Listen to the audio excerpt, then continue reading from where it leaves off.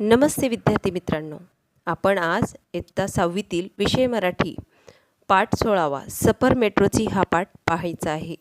तर विद्यार्थी मित्रांनो, सगळ्यांनी रेल्वे ही पाहिलीच आहे, तशीच ही मेट्रो असते। तर विद्यार्थी मित्रांनो, चला आपण बघूया। लेखिका क्रांती गोडबोले पाटील, जन्म 1990, नवोदित लेखिका, किशोरवयीन मुलांसाठी तसेच सामाजिक विषयावर ललित लेखन। विद्यार्थी मित्रांनो, सध्या विज्ञान व तंत्रज्ञानाच्या युगामध्ये अनेक नवनवे शोध लावले जात आहेत। प्रवासांच्या वाहनांमध्ये वेगाने बदल होत आहे। त्या प्रदेशातील भौगोलिक परिस्थिती व मानवाच्या गरजा यांचा विचार करून वाहतुकीच्या साधनात प्रगती होत आहे। मेट्रोची पहिली महिला सारथी रुपाली चव्हाण यांचा मेट्रो चालवण्याचा अनुभव व मेट्रोचा परिचय संवाद रूपाने दिलेला आहे।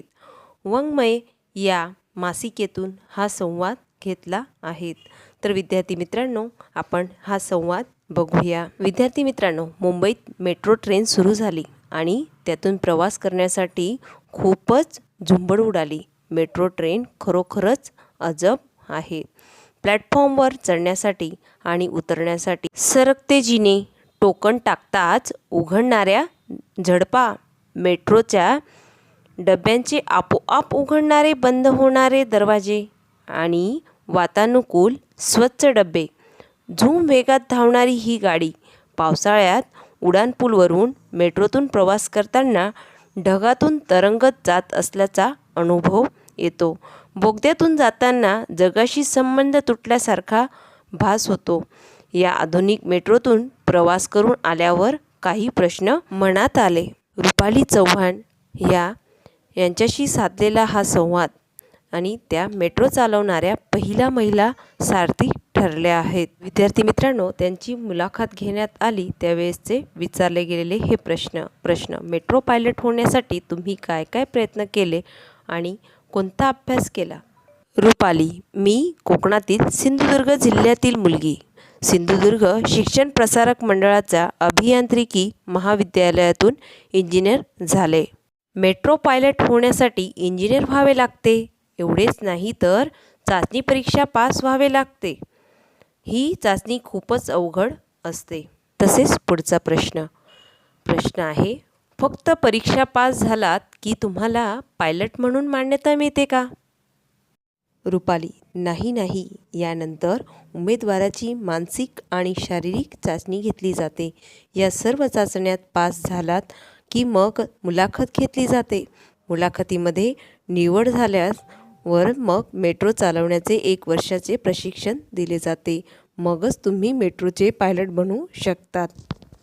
रुपालीताई: पहिल्यांदा मेट्रो चालवताना तुम्हाला कसं वाटलं? रुपाली: मेट्रोचं उद्घाटन झालं तो दिवस माझ्यासाठी अस्मरणीय आहे। पहिली मेट्रो चालवण्याची जबाबदारी माझ्यावर होती। मनात थोडी धाकधूक होती की मी सर्वांना व्यवस्थित घेऊन जाईल की नाही। एकदा का मी मेट्रो चालवायला सुरुवात केली आणि मनातील सर्व भीती क्षणात पळून गेली। बिनधास्तपणे न घाबरता आत्मविश्वासाने मी मेट्रो चालवली। आता तर मी रोज मेट्रो चालवत असल्याने सवय झाली आहे।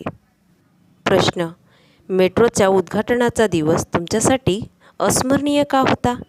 रुपाली: रेल्वे आणि मेट्रो यांच्यामध्ये बरेच साम्य आहे, पण मेट्रोचे तंत्रज्ञान अत्याधुनिक आहे। पहिल्यांदाच मेट्रो धावणार आहे। मुख्यमंत्री, उपमुख्यमंत्री, अनेक मान्यवर मंडळी, मीडिया तसेच माझ्या घरची सर्व मंडळी तेथे उपस्थित होती। या सर्वांना मेट्रोतून घेऊन जायचे होते आणि तेही मला। पहिली मेट्रो कुठून कुठपर्यंत धावली? रुपाली: मेट्रोच्या उद्घाटनाच्या दिवशी मेट्रो वसोवा स्थानकावरून घाटकोपरपर्यंत धावली। मेट्रो कोणत्या इंधनावर चालते? मेट्रो ही विजेवर चालते। पुढील एका मेट्रोत किती पायलट असतात? रुपाली: एका मेट्रोत एकच पायलट असतो। मेट्रोला दोन्ही बाजूला इंजिन असते का? रुपाली: लोकलप्रमाणे मेट्रोलाही दोन्ही बाजूस इंजिन असते।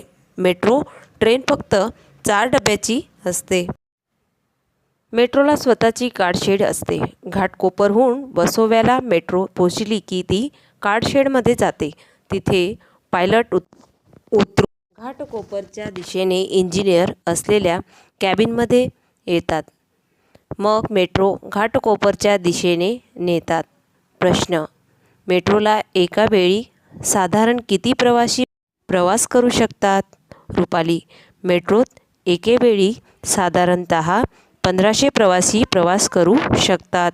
प्रश्न: मेट्रोचे वेग काय? तर रुपाली म्हणाली, मेट्रोचे डबे स्टेनलेस स्टीलचे बनलेले असतात. विशेष म्हणजे हे डबे वातानुकूलित असतात. डब्यात व स्टेशनवर CCTV कॅमेरे लावलेले असतात. मेट्रोचे दरवाजे आपोआप उघडतात, मात्र ते आपोआप बंद होत नाही, तर ते पायलटला बंद करावे लागतात. पायलटसाठी बंद कॅबिन असते. कॅबिनमध्ये मेट्रो चालवण्याची पूर्वयंत्रणा बसवलेली असते. मेट्रोच्या यंत्रणेमध्ये काही बिघाड झाला तर काय करायचे याचेही पूर्व प्रशिक्षण पायलटला दिलेलंच असतं. पुढील प्रश्न: मेट्रो दिवस-रात्र धावते का? रुपाली: सकाळी 5:20 वाजल्यापासून ते रात्री 12 वाजेपर्यंत मेट्रो सुरू असते. प्रश्न: टोकन म्हणजे काय? रुपाली: मेट्रोमधून प्रवास करण्यासाठी टोकन दिले जाते. टोकन म्हणजे मेट्रोचे तिकीट. तसेच रोज मेट्रोने प्रवास करायचा असल्यास प्रीपेड कार्ड मिळते. प्रीपेड कार्डमध्ये भरलेले पैसे प्रवासानुसार संपत जातात. ते संपल्या की पुन्हा मेट्रोच्या तिकीट विड्रॉवर जाऊन त्याला पैसे भरावे लागतात. मेट्रोने प्रवास करतेवेळी हे टोकन किंवा प्रीपेड कार्ड असावेच लागते. हे टोकन टाकल्यावर किंवा प्रीपेड कार्ड मशीनमध्ये ठेवल्यावर मेट्रोचे दरवाजे उघडतात आणि मगच प्लॅटफॉर्मवर जाता येते. म्हणजे कुणी विना तिकीट प्रवास करू शकत नाही. थोडक्यात आधुनिक सोयींनी परिपूर्ण अशी ही मेट्रो आहे. मेट्रोच्या या सोयीमुळे अनेक प्रवासी सुखी झाले आहेत. प्रवासांचा वेळ तर वाचतोच, शिवाय प्रवास आनंदीदायी आणि सुखकारक होतो, असे रुपाली आवर्जून सांगते. मेट्रो आपल्यासाठी अभिमानाची गोष्ट ठरली आहे, हेही ती तेवढ्याच अभिमानाने सांगते. अशा प्रकारे आज आपण सफर मेट्रोची हा पाठ पाहिला आहे. तर धन्यवाद मित्रांनो.